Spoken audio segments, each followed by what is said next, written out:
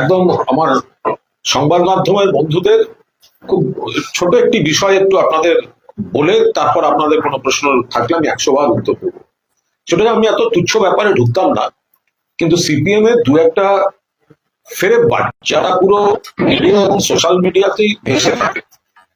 আমি কোনোদিন জীবনে সিপিএম করিনি, কিন্তু সাংবাদিকতার সূত্রে এবং তারপর বহু সিপিএম নেতার সঙ্গে বা বামপন্থী নেতার সঙ্গে আমার পরিচয়ের সুযোগ হয়েছে এবং তারা অনেকে আমাকে অনেক স্নেহ করতেন।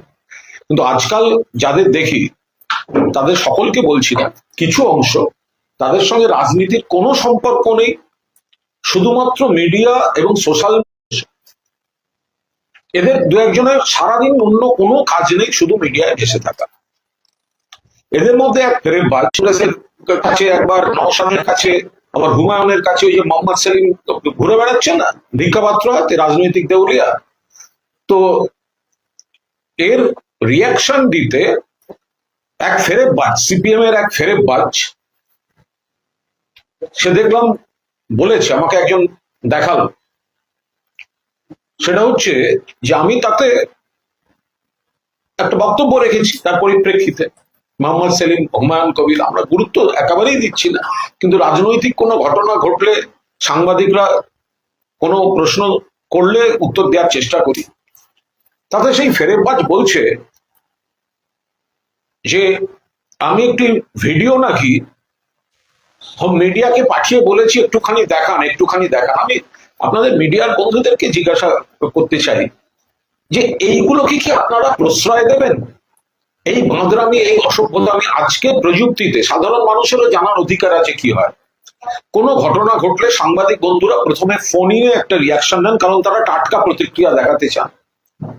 কখনো এইভাবে সব সাংবাদিক বন্ধুরা এসে যান, তারা প্রশ্ন করেন যে কোনো দলের কাছে, তারা উত্তর নেন। আর আজকের টেকনোলজিতে একটা সুবিধা হয়েছে, ধরুন রাত বিরেতে বা একটু দূরে আছে কেউ কোথাও, তখন প্রশ্নটাকে তারা হোয়াটসঅ্যাপে পাঠিয়ে দেন, দিয়ে বলেন আপনার কোনো একটা বক্তব্য, আপনার মানে আমার একার নয়, এটা সব ক্ষেত্রে প্রযোজ্য, যে যদি কেউ একটা ভিডিও করে দেয় তাহলে আপনি দয়া করে যদি একটা আমাদের এই গ্রুপটায় দিয়ে দেন বা আপনি কাউকে পাঠিয়ে দেন, তাহলে আমরা তখন এক্ষুনি ঘটনাস্থলে যাওয়াটা সম্ভব হচ্ছে না। এটা কিন্তু খুব বাস্তবসম্মত এবং এই আজকের সময়ের প্রযুক্তিতে এটা হতে পারে। তো মোহাম্মদ সেলিম যাওয়ার পর হুমায়ুনের কাছে এক বাক্যে তো সবাই ছিচিৎকার করেছে, ছিচিৎকার কয়েকটা সিপিএম এর নির্লজ্জ বেহায়া ছাড়া বাকিগুলো সব ছিচিৎকার করেছে, যারা দু পায়ে হাঁটে তারা সবাই ছিচিৎকার করেছে। আর চার পার মধ্যে আমি ঢুকছি। তো এবার এপাশে যে তখন আমাকে দু একটি চ্যানেল ফোন করে, আমার যতদূর মনে পড়ে এবিপি আনন্দ, আরেকটি ফোন আমি ধরতে পেরেছি, তার মাঝখানে আর একটা রিং হচ্ছিল ধরতে পারিনি। আমি একজন বা দুজনকে হয়তো আমি ফোনিং দিয়েছি বা আমার দলের অন্য মুখপাত্ররাও দিয়েছে। অত রাত্রে আমি আর ভিডিও করে উঠতে পারিনি, আমি তখন জানিয়ে দিই এত রাত হয়ে গেছে, আমি কাল সকালে একটা ভিডিও গ্রুপে দিয়ে দেবো। আমি সেই ভিডিওটা দিয়েছি। এখন তার ব্যাখ্যা করে এই চটুল, সস্তা, 3 বার হারা, 22 লাখের গাড়ি কেনা মুখে মানে গরিবের কথা বলে, এইসব ফেরেববাজ অনিল বিশ্বাসরা বেঁচে থাকলে যাদের পার্টি অফিসের চৌকাটে দিকতে দিত না, চা আনাতো আর চায়ের ভাঁড় ফেলাতো, সেই ছেলেগুলো তারা মিডিয়া নিয়ে প্রশ্ন তুলে এই কর্মপদ্ধতি নিয়ে বলছে আমি পাঠিয়েছি। আমি আবার বলছি, আমার সারাদিন বহু কাজ থাকে এবং নিশ্চয়ই তার মধ্যে আমার একটা কাজ মিডিয়ার সঙ্গে যোগাযোগ রাখা, যেহেতু আমি দলের মুখপাত্রের মধ্যে আছি এবং আমি মিডিয়াকে, যেহেতু আমি নিজে মিডিয়া থেকে এসেছি, আমি মিডিয়াকে সহযোগিতা করার নিশ্চিতভাবে চেষ্টা করি। যেটা আমার এখতিয়ারে নয় আমি বলে দিই আমি এটা বলবো না বা পারবো না, যেটা আমার এখতিয়ারে আমি সাধ্যমতো চেষ্টা করি, কারণ আমি নিজে মিডিয়ায় একটা সময় রিপোর্টার হিসেবে ঘুরেছি, আমি জানি তাদের কখন কতটা কি প্রয়োজন হয়। তো সেটা যদি একটা ফেরেববাজ দাঁড়িয়ে বলে যে একটা রিয়াকশন আমি ভিডিও পাঠিয়ে দিচ্ছি এবং সেগুলো মানে দেখাও দেখাও বলে, মানে এই বাঁদরামো, এই অসভ্যতাটা সিপিএম এ আছে, এইসব অসভ্য থাকতে দিন। মিডিয়ার কাজকর্মের ওকে দেখা হলে আপনারা যারা মিডিয়ার কর্মী আছে একটু বলে দেবেন, কুণাল ঘোষকে জিজ্ঞাসা করা হলে কুণাল ঘোষ পাঠিয়ে দেন। এটা তো কুণাল ঘোষ সারাদিন নানা কাজ করে, সে চাকরিজীবী, কাজ করে, নানা কাজ থাকে আমাদের সারাদিন ধরে, শুধুমাত্র এই আর হোল টাইমার হোল টাইমারে সিপিএম এর অর্ধেক টাকা তো চিটফান্ড থেকে গেছে। সিপিএম কে জিজ্ঞেস করুন না, গণশক্তির মোড়কে সারদা রোজভ্যালি থেকে শুরু করে রাহুল টাওয়ার থেকে শুরু করে কতগুলো চিটফান্ডের কোটি টাকার বিজ্ঞাপন গেছে, দেখাতে বলুন। সেগুলো তো সব এইসব যারা সতী সাধ্যি সেজে বড় বড় কথা বলছে সিপিএম এর ফেরেববাজ, যেগুলো বাস্তব জানে না, তাদের হোল টাইমারের টাকাটা আসে কোত্থেকে? এইসব টাকাগুলোই তো সব হোল টাইমারের জন্য ব্যবহার হয়। ওদের যাদের কটা সদস্য কটা টাকা দেয়, সদস্য তো কমেছে, কিসের লেবি? এত রাজকীয় ভাবে চলে। আর এইসব ফেরেববাজ নিজেদের কোনো কাজ নেই, এক ফিল্ম ডিরেক্টরের সারাদিন জুতো চেটে নিজেকে একটা বুদ্ধিজীবী দেখাবার চেষ্টা করে, আর যুক্তিতে না পেরে ব্যক্তিগত আক্রমণ করে। যখনই কোনো যুক্তি দেবেন সেই যুক্তিতে থাকবে না, একটা ওভার স্মার্টনেস দেখাবে, তড়বড় করে কথা বলবে, লোককে অপমান করবে। খারাপ লাগে, কারণ আমরা এই সমস্ত হাসিম আব্দুল হালিম, অনিল বিশ্বাস, আগের বিমান বোস, এগুলো দেখে অভ্যস্ত। এই সেলিম বাহিনী সিপিএমটাকে যে জায়গায় নিয়ে গেছে, একজন সাংবাদিক বা রাজনৈতিক কর্মী আমার অন্য দল, তবুও তাতে এই কালচার গুলো আমার মনে হয় এগুলো বেশি কেউ করে না, দু একজনের এই কালচারটায় পরিণত হয়েছে। ফলে এদের যারা এই ধরনের কথা বলে, আমি মিডিয়ার বন্ধুদের একটু অনুরোধ করব, এদের দেখা হলে বলে দেবেন যে এটা এখন একটা সিস্টেম, যে মিডিয়া এই ফোনে হোয়াটসঅ্যাপ করে বলে এই প্রশ্নটা পাঠিয়ে দিলাম, দূরে আছি, একটা ভিডিও উত্তর করে পাঠিয়ে দিলে আপাতত আমরা এটা সামলে দিতে পারি, তারপর আবার বিকেলে হবে। তো সেটা না জেনে যদি কেউ অন্যকে অপমান করতে যায়, তাহলে তো অনেক। আমার এইটুকুই একটা বলার ছিল, যে রাজনীতিতে বিরোধিতা থাকবে, সমালোচনা থাকবে, যুক্তি হারিয়ে ঘৌ ঘৌ থাকবে, ওগুলো আমি খুব একটা তোয়াক্কাও করি না, কিন্তু কাজের সিস্টেমটাকে যদি অপব্যাখ্যা করে সেটাকে নিয়ে যদি অপমানজনক কথা বলা হয়, তাহলে সেটা মিডিয়ার লোকরাও দয়া করে একটুখানি এই ধরনের আনকালচার্ড, বেয়াদব, উদ্ধত, জনগণ দ্বারা প্রত্যাখ্যাত ফেরেববাজকে একটু মনে করিয়ে দেবে। বলুন আপনাদের কি জানার আছে। আজকে আনন্দপুরে রাজ্যপাল যান এবং তার অভিযোগ যে আগুন লাগার আগে এবং পরে যে ব্যবস্থা নেওয়া উচিত ছিল সংশ্লিষ্ট কর্তৃপক্ষের, তারা তা নিতে ব্যর্থ হয়েছে। বলেছেন যে আইন শৃঙ্খলা রক্ষার দায়িত্বে থাকে এজেন্সি, গোডাউন কর্তৃপক্ষ সবাই সমানভাবে দায়ী। এটা নিছক দুর্ঘটনা নয়, এটা একটা। দেখুন, রাজ্যপাল ওখানে গিয়েছেন, কিছু কথা বলেছেন, তার পরিপ্রেক্ষিতে আমি শুধু এটুকুই বলবো, এটা একটা দুর্ঘটনা। পুলিশ প্রশাসন গোটাটা দেখছেন, তদন্ত চলছে। মহামান্য রাজ্যপাল, আপনি দয়া করে পুলিশ প্রশাসন তদন্ত চলাকালীন অকারণ নেতিবাচক মন্তব্য করবেন না। আপনার মনে থাকা উচিত, কিছুদিন আগেই গোয়াতে, সেখানে কাদের সরকার, একটা নাইট ক্লাবে আগুন লেগে ভয়ঙ্কর মৃত্যুর মিছিল হলো। দুর্ঘটনা, আমরা তো তাই নিয়ে রাজনীতি করতে যাইনি। যদি কারোর কোনো খামতি থাকে, একটা ডেকোরেটরের গোডাউন, পাশে একটা মোমোর কারখানা, কোথাও যা যা গলদ, যদি যেখানে যা যা আছে, সেগুলো পুলিশ প্রশাসন সেগুলো চিহ্নিত করছে। রাজ্যপাল, আপনি রাজ্যপাল হিসেবে যেতেই পারেন, কিন্তু তার মানে এই নয় যে একটি দুর্ঘটনাকে আপনি রাজনৈতিক মন্তব্য করে বিরোধীদের অপপ্রচার, কুৎসা বা ন্যারেটিভ স্থাপনে আপনি সহযোগিতা করবেন। উনি বলছেন অ্যাক্সিডেন্ট ইজ নট অ্যাক্সিডেন্ট, এর পেছনে হিউম্যান ফ্যাক্টর আছে। বলছেন আমি ফ্যাক্ট খুঁজতে এসেছি, এখানে ফল খুঁজতে আসি, প্রশাসন ব্যর্থ হয়েছে, সেটাই দেখছি। আমি অ্যাডভাইজারিও জারি করবেন এবং তার বক্তব্য যে সব স্টেট কোনোভাবেই হতে দেওয়া হবে না, প্রশাসনের খামতি ছিল তাই এই ঘটনা ঘটেছে।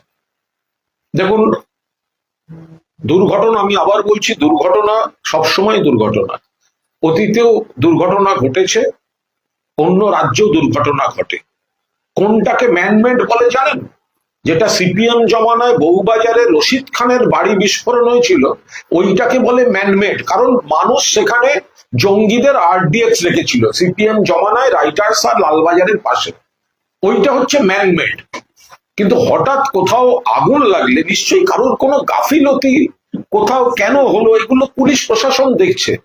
রাজ্যপালের তো খেয়াল রাখা উচিত, কিছুদিন আগে গোয়াতে যে নাইট ক্লাবে আগুন লেগে ভয়াবহ মৃত্যুর মিছিল হলো, তো সেটাকে আপনি বলবেন না সেখানকার সরকারের গাফিলতি? আপনি তো, আপনার আদি বাড়ি তো ওই তল্লাটেই, কেরল, তো আপনি তখন গোয়ার নাইট ক্লাব নিয়ে তো কোনো উদ্বেগের কোনো কথা শুনিনি আপনার মুখে। দুর্ঘটনাটা দুর্ঘটনা, অবাঞ্ছিত, কারোর গাফিলতিতে হলে নিশ্চিতভাবে শাস্তি প্রাপ্য, কিন্তু সেটা পুলিশ প্রশাসন তো তদন্ত করছে। অতীতে রশিদ খানের বাড়ি বিস্ফোরণ, জঙ্গি সিপিএম এর বন্ধু রশিদ খান, ওইটা ছিল ম্যানমেড বিস্ফোরণ, কিন্তু এগুলোকে এক বন্ধনীতে ফেলা যায় না। অন্য রাজ্যে আগুন লাগছে না, অন্য রাজ্যে সেতু ভেঙে পড়ছে না, আমরা চাই একটাও দুর্ঘটনা না ঘটুক, খারাপ ঘটনা কেউ চায় না, ঘটেছে, এবার সেটা পুলিশ প্রশাসন তদন্ত করে দেখবে। শুভেন্দুবাবু এটা নিয়ে মুখ খুলেছেন, উনি বলছেন যে ওয়াও মোমোর মালিককে মুখ্যমন্ত্রী স্পেন সফরে দেখা গেছে, তাকে গ্রেফতার করা হবে। দেখুন, যদি কেউ কোনো প্রতিনিধি দল বা নিজে থেকে বা কোনো বণিক সভার চেনা সূত্রে বা কোনো বণিক বন্ধু চেনা সূত্রে কেউ যদি স্পেন বা বিদেশে কোথাও গিয়েও থাকেন, তার মানে এই নয় যে কেউ ভবিষ্যৎ দ্রষ্টা যে তার 3 বছর বাদে তার কারখানায় আগুন লাগবে। তাই যদি হয় তাহলে শুভেন্দুবাবু, যারা কোটি কোটি টাকা দেশের ব্যাংক লুট করেছে সেই লোকগুলোকে তো নরেন্দ্র মোদীর সঙ্গে গ্রুপ ছবি করতে দেখা গেছে। যারা ভারতবর্ষের ব্যাংকের কোটি কোটি টাকা লুট করে বিদেশে পালিয়ে গেছে, তাদের তো প্রধানমন্ত্রী নরেন্দ্র মোদীর সঙ্গে গ্রুপ ছবিতে দেখা গেছে। মানে ছবি দেখে আপনি কি বিচার করবেন? তর্কের খাতিরেও ধরি যে মুখ্যমন্ত্রীর কোন সফরে কোন জায়গায় কোন ব্যক্তিকে দেখা গেছে যা 3 বছর বাদে তার কোনো কারখানায় আগুন লাগবে, এটা কারোর জানা সম্ভব? কিন্তু ব্যাংক লুটটা জানা সম্ভব, কারণ ব্যাংকের কর্তৃপক্ষ আপনাদের, অর্থমন্ত্রক আপনার, অর্থ সংক্রান্ত এজেন্সিগুলো আপনার। তাই শুভেন্দু অধিকারী থেকে অমিত মালব্য প্রথম কৈফিয়ত দিন দেশের ব্যাংক লুট করে কোটি কোটি টাকা নিয়ে বিদেশি পালানো লোকদের সঙ্গে নরেন্দ্র মোদীর ছবি দেখা গেছে কেন? আর মুখ্যমন্ত্রীর সঙ্গে যাদের দেখা গেছে তাদের কার কারখানায় 3 বছর বাদে আগুন লাগবে, এটা পৃথিবীর কারোর পক্ষে জানা সম্ভব নয়।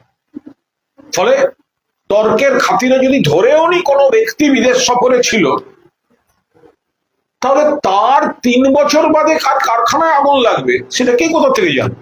আজকে শুভেন্দু অধিকারী যে মিছিল ছিল, একটা মৃত্যু মিছিল, শোক মিছিল, সেখানে ডিজে বাজানো। শুভেন্দু অধিকারী আজকে আনন্দপুরের যে মিছিল, ওখানে যে আগুনে যারা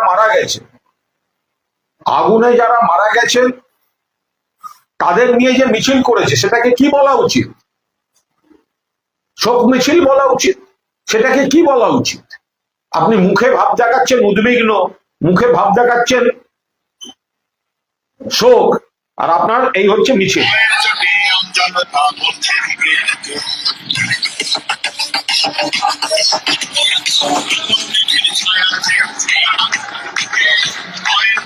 নাচছে, লোকে নাচছে, এটা নাচছে, ডিজে বাজিয়ে নাচছে। এবার দেখুন এটা কি? এটা শোক, এটা শোক। দু হাত তুলে ডিজে বাজিয়ে নাচা হচ্ছে, এটা শুভেন্দু অধিকারীদের শোক মিছিল। বাংলায় এই সংস্কৃতি ডেকে আনবেন না কেউ, এই সংস্কৃতি বাংলায় ডেকে আনবেন না। আমি আবার বলছি, যখন আগুন জ্বলছিল, যখন উদ্ধার কাজ চলেছে, তখন সেখানে তৃণমূলের মন্ত্রী, তৃণমূলের জনপ্রতিনিধিরা ছিলেন, দমকল ছিল, পুলিশ প্রশাসন ছিল, উদ্ধারে প্রশাসন কাজ করেছে। আর শুভেন্দু অধিকারী এবং বিজেপি নেতারা, সুকান্ত মজুমদার থেকে আরম্ভ করে সব কজন অন্ডালে, তাদের সভাপতি আসবে নতুন, মুখ দেখাবে বলে গাঁদা ফুলের মালা নিয়ে দাঁড়িয়েছিল।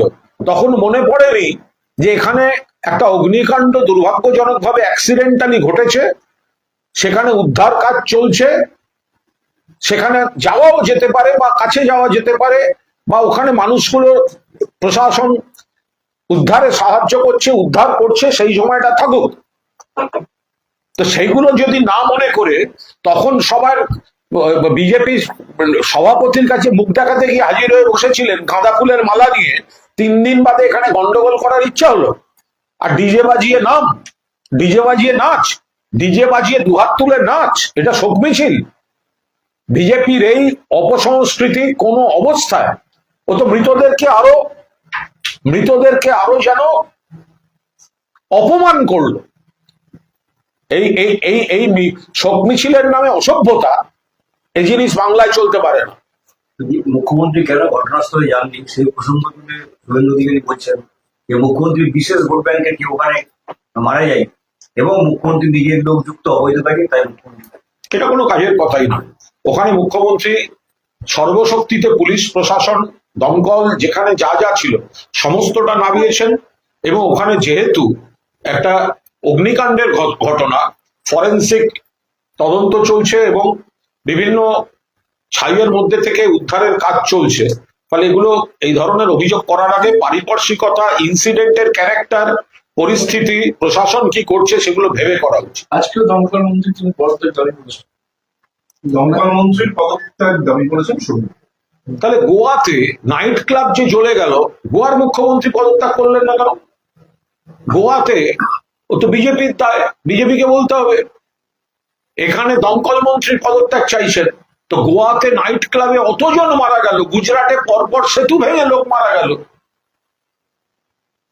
একটা এত বড় বিমান দুর্ঘটনা হলো আহমেদাবাদে, অসামরিক বিমান পরিবহন মন্ত্রীও তো পদত্যাগ করেননি। তাহলে এই কথাগুলো আসছে কোথার থেকে? বিজেপি শাসিত রাজ্যে একটা খারাপ ঘটনায়, সিপিএম এর জমানার একটা খারাপ ঘটনায় একটা পদত্যাগ কেউ করেছে দেখান, তারপর শুভেন্দুবাবু এই ধরনের কথা বলবেন। সেই সঙ্গে উনি দাবি করছেন যে 10 লক্ষ টাকা নয় 50 লক্ষ টাকা ক্ষতিপূরণ দিতে হবে, যারা মারা গেছে তাদের পরিবারের স্থায়ী চাকরি দিতে হবে। বিজেপি শাসিত রাজ্যে এই ধরনের ক্ষেত্রে কি কি পদক্ষেপ, কত টাকা ক্ষতিপূরণ, কি কি হয়েছে সেগুলো সকলের সামনে প্রকাশ করুন, তারপর তার প্রেক্ষিতে আপনি কথাবার্তা বলুন। বাংলায় মাননীয় মুখ্যমন্ত্রী আছেন, জনসাধারণের প্রতি তার দরদ, ভালোবাসা, যে পরিবারগুলির ক্ষতি হয়েছে তাদের পাশে দাঁড়ানো জানেন মুখ্যমন্ত্রী কিভাবে কি করতে হয়। এখানে অকারণ জ্ঞান দিতে আসবেন না। আর যদি বিজেপি, শুভেন্দু অধিকারী বা কেউ কোনো জ্ঞান দিতে যান, এত টাকা দিতে হবে, এত টাকা দিতে হবে, এই করতে হবে, এই করতে হবে। বিজেপি শাসিত রাজ্যে গোয়াতে নাইট ক্লাব জ্বলে পুড়ে ছাই হয়ে গেছে এতজন, কতজনের কি দিয়েছেন? গুজরাটে ভেঙে পড়েছে ব্রিজ, কি কি দিয়েছেন? বিজেপি শাসিত রাজ্যগুলোর ঘটনায় মণিপুরে এত লোকের ক্ষতি হয়েছে, কি কি ক্ষতিপূরণ দিয়েছেন? লিস্টটা বার করুন না। সেই সঙ্গে উনি আরেকটা অভিযোগ করছেন যে এই ঘটনার পিছনে স্থানীয় বিধায়ক। এগুলো অবান্তর কথা, এই ধরনের কথার কোনো মাথামুন্ড নেই। আজকে তো অমিত শাহ আসছেন। আরেকটা আজকে সভা থেকে স্লোগান দিচ্ছেন শুভেন্দু অধিকারী, যার মাথায় কৃষির হাত সেই খাবে গেলে।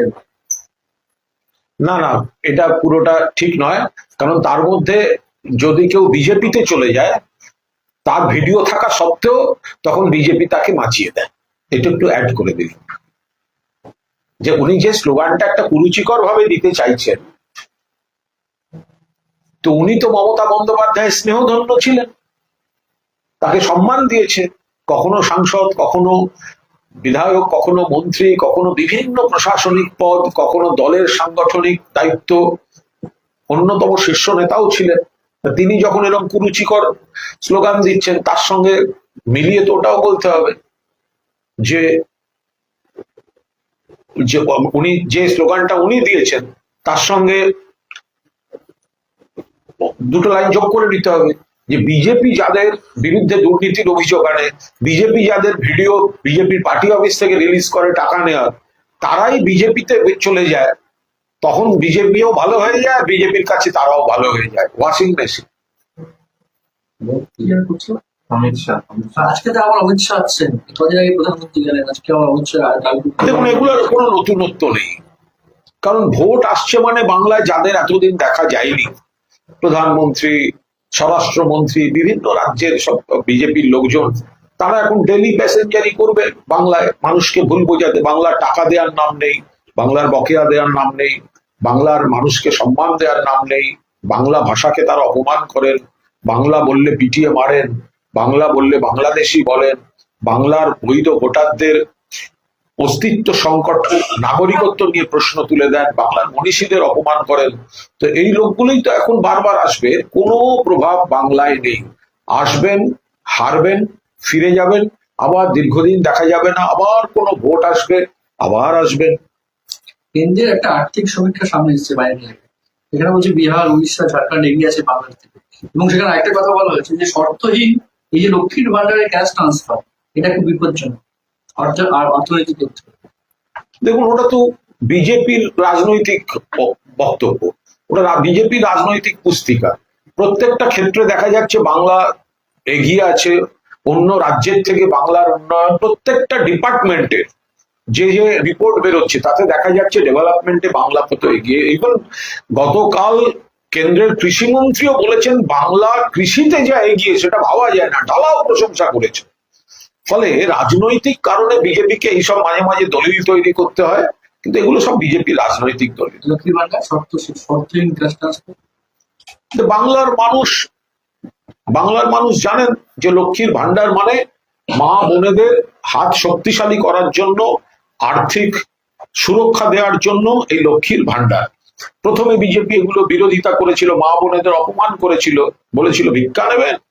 পরবর্তীকালে দেখা যাচ্ছে যে বিজেপি শাসিত রাজ্যগুলোতেও তারা একই মডেলে লক্ষ্মীর ভান্ডার তারা চালু করছেন নানা নাম দিয়ে, অর্থাৎ মমতা বন্দ্যোপাধ্যায়কে নকল করছেন।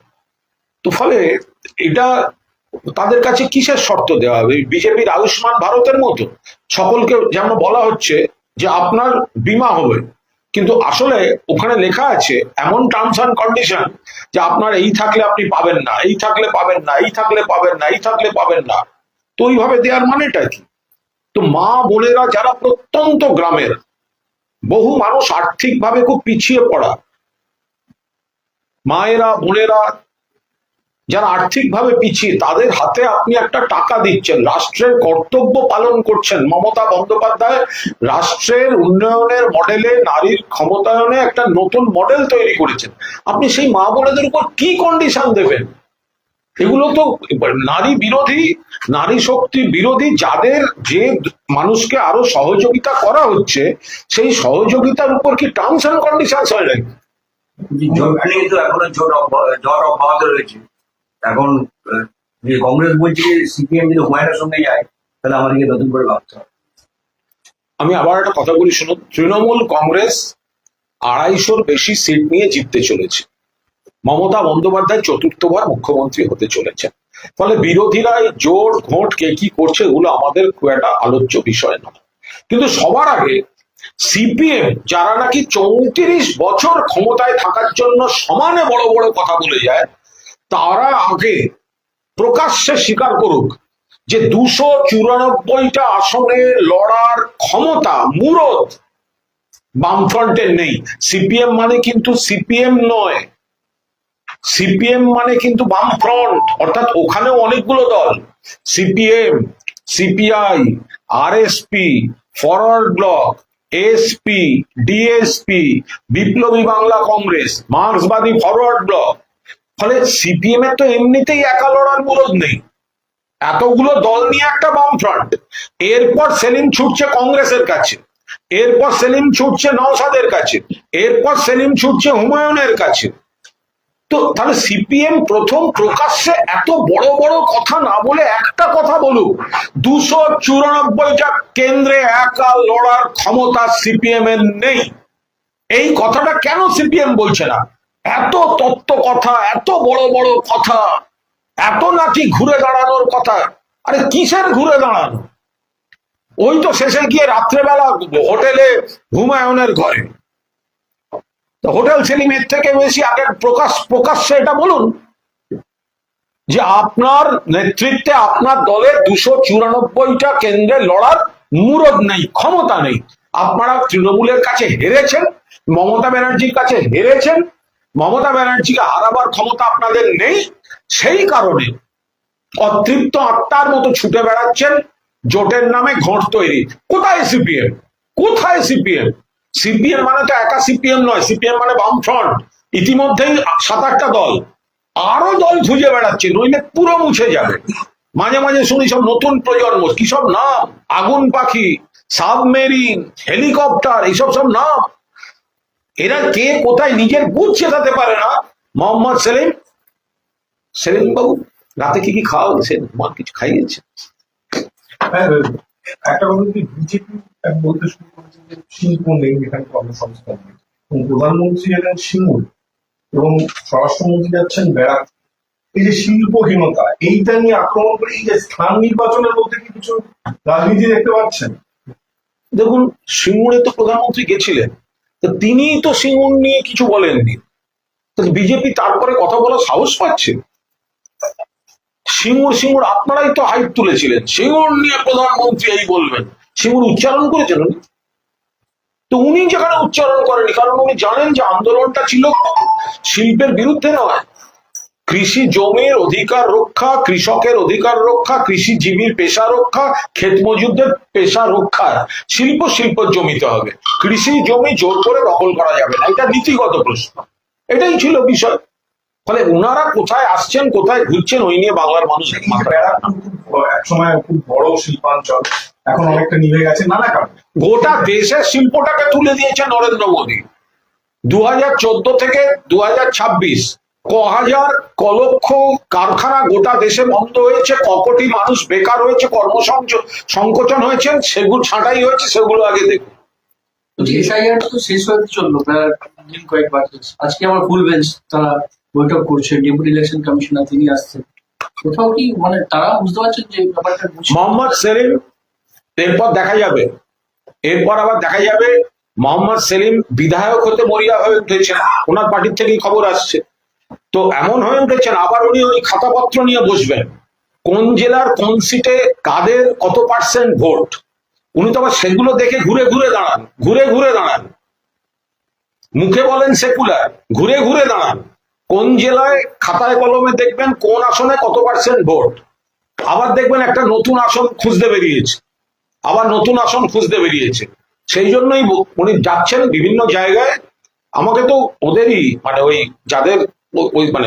যাদের কাছে ঘুরছেন উনি, তাদেরই একজন বললেন যে উনি তো নিজের সিট নিয়েই কথা বলতে এসেছিলেন, যে উনি কোথায় দাঁড়ালে সুবিধা হতে পারে, সেগুলো তো ওদেরই লোকজন বলছে। ওদের একজন লোক তো আমার পাড়ায় থাকে। ভরতপুর হতে পারে।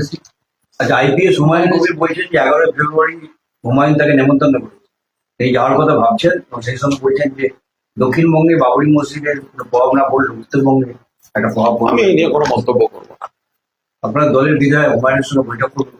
বলতে পারবো না, হয়তো পুরনো পরিচয় ছিল, আমি এটা বলতে পারবো না। এটা দল দেখবে, এটা সম্পূর্ণ দল দেখবে। এবং যেহেতু হুমায়ুন কবির মুর্শিদাবাদের হুমায়ুন কবিরের ক্ষেত্রে একটা দলীয় অবস্থান রয়েছে, দলীয় ঘোষিত সিদ্ধান্ত রয়েছে, ফলে দলের কোনো বিধায়ক বা দলের কোনো ব্যক্তি তার সঙ্গে কোনো রাজনৈতিক বা সাংগঠনিক বা নির্বাচন সংক্রান্ত কোনো কথা আদৌ বলা ঠিক কি ঠিক নয়, সেটা নিশ্চয়ই এখানকার ডেবরার হুমায়ুন কবির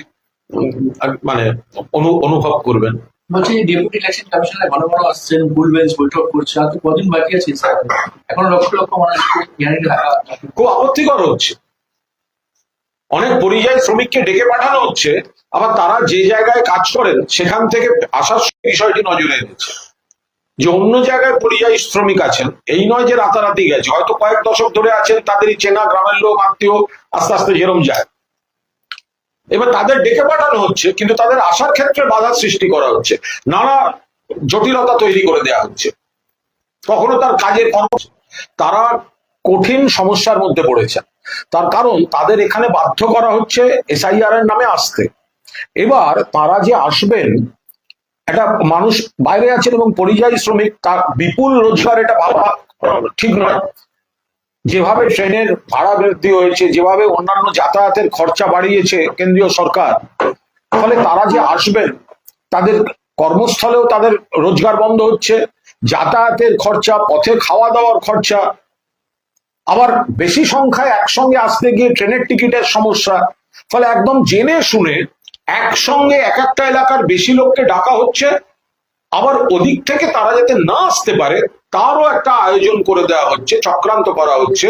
এই ছুতো দেখিয়ে এদের নাম কাটার চেষ্টা হবে। কালীঘাটে মমতা বন্দ্যোপাধ্যায় বিএলএ দিয়ে বৈঠক করছে। ভবানীপুর বিধানসভা তিনি আলাদা কোনো মন্তব্য করবেন, তো সবাই করছেন, ওনারও তো নির্বাচনী কেন্দ্র, ফলে এটা নিয়ে কোনো আলাদা কোনো মন্তব্য নেই, সব বিধায়করাই করেছেন। ইতিমধ্যে খসড়া তালিকায় প্রায় 40,000 নাম্বার দিয়েছে। সে ঠিক আছে, ওখানে সংখ্যা দিচ্ছেন এই বিষয়ে। কেউ কারো ওর কোনো আরেক ব্যাপারে যে মমতা বন্দ্যোপাধ্যায় হারবেন, একটু সুন্দর করে যেমন এগুলো তো অবান্তর কথা, এগুলো অবান্তর কথা। ভবানীপুর কেন্দ্র থেকে বিপুল ভোটে মমতা বন্দ্যোপাধ্যায় আবার জিততে চলেছেন। তিনি ওই কেন্দ্রের বিধায়ক, সারা বছর তো বাংলা নিয়ে সময় দিতে হয়, তার মধ্যেও তিনি যথেষ্ট এলাকার খেয়াল রাখেন। এখন যারা তার সহকর্মী, তার মানে একেবারে তার স্নেহধন্য যে কর্মীরা কাজ করছেন, তাদের সঙ্গে তিনি বসবেন, এটা নিয়ে আলাদা করে তো আলোচনার কোনো বিষয় নেই। যারা ভবানীপুরের দিকে চোখ তুলে তাকাতে চাইছে, ভোটটার ফলটা বেরোক, দেখবেন বিপুল ভোটে মমতা বন্দ্যোপাধ্যায় জিতেছেন। আর নাম কাটা, মানুষকে গুলিয়ে দেয়া হচ্ছে। ধরা যাক কোনো একটা কেন্দ্র, সেই কেন্দ্রে লাস্ট ইলেকশনে কত ভোট পড়েছে, আপনি দেখবেন ভোট হয়তো পড়েছে 70% বা 75%, তো 25% ভোট তো পড়েনি। তো ওই 25%টাই আপনি তুলনা করে দেখবেন এখানেই নাম বাদের কাছাকাছি চলে যাবে। তার কারণ কেউ মৃত, কেউ এলাকায় নেই। ফলে এত হাজার ভোট বাদ গেছে বলে বিজেপির সুবিধা, এটা ভাবার কোনো কারণ নেই। যে পার্সেন্টেজটা ভোট হয়নি, ভোট পড়েনি, অ্যাবসেন্ট ছিলেন, তার সঙ্গে দেখবেন আনুপাতিক হারে এই বাদটা মিলে যাবে। এর সঙ্গে জয় পরাজয়ের কোনো সম্পর্ক নেই। জয় মমতা বন্দ্যোপাধ্যায় বিপুল ভোটে ভবানীপুর কেন্দ্র। রাজশেখর, আপনাদের সঙ্গে নিখোঁজ পরিবারের সদস্যদের নিয়ে আগামী সোমবার কলকাতা হাইকোর্টের দ্বারস্থ হবেন। আইনের বিষয় আমি আবার দেখেছি অভয়ার বাবা মা বিরোধী দলনেতার বিরুদ্ধে কিছু কথা বলেছেন। আমার মনে হয় বিরোধী দলনেতার আগে সেই অভিযোগগুলোর উত্তর দেওয়া উচিত। কি সব অফার টফার, তারা নাকি রাজি হননি, সেই জন্য এইসব কি সব শোনা যাচ্ছে। ক্যামেরার সামনেই বলেছেন অভয়ার বাবা মা, তো ওনাদের সঙ্গে তো খুব যোগাযোগ ছিল। উনি তো ওনাদের সঙ্গে বিজেপির মিছিল হাঁটা চলা করতে দেখা গেছে। তো হঠাৎ এই বিজেপির বিরুদ্ধে যে অভিযোগ অভয়ার বাবা মা করছেন, তো সে বিষয়ে তো তাদের সঙ্গে একসঙ্গে ছিল, এই উত্তর তো আগে দেওয়া উচিত। একটা লোক শুধু প্রশ্ন করে যাবে, উত্তর দেবেন, এটা কি করে হবে? বিরোধী দলনেতা তিনি শুধু প্রশ্ন করে যাবেন, কিন্তু তিনি উত্তর দেবেন না। তিনি আগুন নিয়ে কথা বলবেন, কিন্তু গোয়ায় তাদের সরকারের ওখানে নাইট ক্লাব জ্বলে পুড়ে খাক হয়ে গেল, এতগুলো মানুষ সর্বশান্ত পুড়ে ছাই, ওনার কোনো মন্তব্য নেই। কিন্তু এখানকার দুর্ঘটনায় শকুনের রাজনীতি করতে হবে। আর আসল যখন উদ্ধারটা চলছিল, রাজ্য সরকার প্রশাসন উদ্ধার করেছে, তখন গাঁদা ফুলের মালা হাতে অন্ডালে গিয়ে মুখ দেখাতে সব বিজেপি নেতাগুলো লাইন দিয়ে দাঁড়িয়েছিল, নতুন সভাপতি আসবে মুখ দেখায়। আরে বিরোধিতার আন্দোলনটাও তো মমতা ব্যানার্জির কাছ থেকে শেখা উচিত। মমতা বন্দ্যোপাধ্যায় বিরোধী থাকলে যখন ওই উদ্ধার কাজ চলছে, তখনও কিছুটা তার সক্রিয় ভূমিকা সেখানে দেখা যেত। বিজেপির লোকদের মতো ওখানে উদ্ধার কাজ চলছে, ওখানে আগুন জ্বলছে, আর অন্ডালে গিয়ে সভাপতি আসছে বলে লাইন দিয়ে দাঁড়িয়ে আছে গাঁদা ফুল নিয়ে নিজেদের মুখ দেখাতে, এই নির্লজ্জ রাজনীতি চলে না। না, উনি বলছেন যে আমি কলকাতা হাইকোর্টে যাচ্ছি এবং সায়ানকে ছাড়িনি, এদেরও কাউকে ছাড়বো। দেখুন, ওনার তো ওখানে যাতায়াতটা একটা ওনার একটা ব্যাপার আছে, একটা টান আছে। উনি জনগণ ছাড়া মোটামুটি সব জায়গায় উনি যাতায়াত করেন। দিল্লির কাছে যান, নির্বাচন কমিশন, কেন্দ্রীয় বাহিনী, অমুক, সিবিআই, ইডি সব হয়, শুধু জনগণের কাছে নেই। উনি কোর্টে যান, এর আগেও তো গেছিলেন ওখানে মিছিল করতে, তো কোর্টও বলে দিয়েছিল, তো যেটা পুলিশ বলতে চাইছিল কোর্ট বলেছে, ওই জায়গায় নয়, দূরে, এতজন, গন্ডগোল না হয়, তো এইগুলোই। উনি আবার যেতে চান, কোর্টে যাবেন। কলকাতা হাইকোর্টের প্রধান বিচারপতির বেঞ্চে শ্রমিক ভট্টাচার্য একটা মামলা করেছে যে প্রতিটি বুথে নিশ্চিত নিরাপত্তার ব্যবস্থা করতে হবে। কোর্ট বলেছে এটা তো কমিশনের কাজ, আমাদের ঘাড়ে কেন ঠেলছে? কমিশনের কাছ থেকে আরে নিশ্চিদ্র নিরাপত্তা ছিল বলেই তো বিজেপির এত, এই সাংসদরা যে জিতেছেন কিসের ভিত্তিতে জিতেছেন?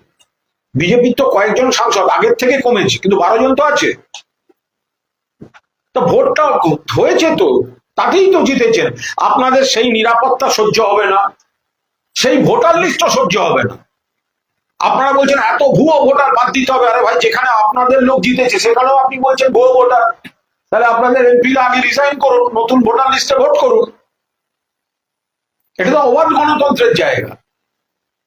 তৃণমূল বেশি জিতেছে, বিজেপি কম জিতেছে লোকসভায়, তো নিরাপত্তা তো ছিল। আপনি তো ভোটের পরের দিন আপনি তো একবারও দাবি করেননি যে ভোট ঠিক হয়নি, আপনি হেরে যাওয়ার পর দাবি করছেন। 21 সালে ভোটের পরের দিন কেউ দাবি করেছে? তখন তো আপকি বার 200 বার চলছে। ভোটের পরের দিন কেউ দাবি করেছে? রেজাল্টের পর দাবি করছে, হেরে যাওয়ার পর।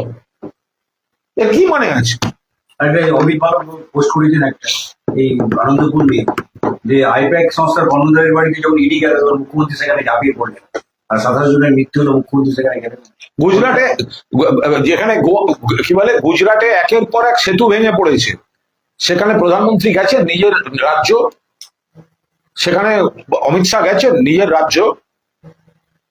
এখানে একটা আগুনে পোড়ার ব্যাপার, সম্পূর্ণ দুর্ঘটনা। কদিন আগে অমিত মালব্য তো গোয়ায় যখন নাইট ক্লাব পুড়ে গিয়ে মৃত্যুর মিছিল, তখন কোনো টুইট দেখিনি কিন্তু, এবং আমরাও কিন্তু ওইটা নিয়ে রাজনীতি করতে নামিনি। নাইট ক্লাবে গোয়ায় দুর্ঘটনায় কদিন আগে একেবারে পুড়ে ছাই কত মানুষ। এখানে যখন রাজনীতি করতে এসছেন তাহলে বোঝা উচিত যে ওখানে এমন ভাবে দুর্ঘটনাটা ঘটেছে, ওখানে কিন্তু এখনো পুরো তদন্ত চলছে, পুলিশ প্রশাসন, ফরেন্সিক এবং ছাইয়ের মধ্যে থেকে পুরো দস্তুর তদন্ত চলছে। ফলে ওখানে কোন ভিভিআইপি কতটা যাওয়া উচিত না উচিত একটা তালগান থাকবে তো কথা বলার। আর যদি কথা বলেন তাহলে গোয়ার ওই যে নাইট ক্লাব, সেদিনকে একটাও টুইট ছিল না কেন Amit Malviya? Thank you. Thank you. আচ্ছা, একটা প্রশ্ন। হ্যাঁ, আজকে দেখা গেল যে গান্ধী ভবন, বেলেঘাটা গান্ধী ভবনে গিয়ে সংহতি এবং সম্প্রীতি দিবস পালন করলেন বামের। তারা আদর্শগতভাবে গান্ধীর কাছাকাছি নন, কিন্তু আজকে আমরা গান্ধী ভবনে তাদেরকে দেখা গেল বামের। তো বামেরা তো আগে এই স্বাধীনতাকেই মানতো না, বলতো ইয়ে আজাদি ঝুটা হ্যায়। আগে তো 15ই আগস্ট পতাকা তুলতো না। বামেদের পার্টি অফিস গুলো যাবে সব বিদেশি কমরেডদের ছবি ভর্তি। বাংলার কজন মনীষী, কজন স্বাধীনতা সংগ্রামীর ছবি সিপিএম এর পার্টি অফিস গুলোতে আছে। এখন হঠাৎ স্বদেশী সাজতে গিয়ে এখন মহাত্মা গান্ধীকে স্মরণ করে গান্ধী ভবন, আর এগুলো আমরা প্রত্যেক বছর করি। কিছুদিন আগে, কটা দিন আগে আমরা ওখানে গান্ধী ভবনের সামনে বেলেঘাটা গান্ধী মাঠ ফ্রেন্ড সার্কেল বিরাট ভাবে উদযাপন করা হয়েছে।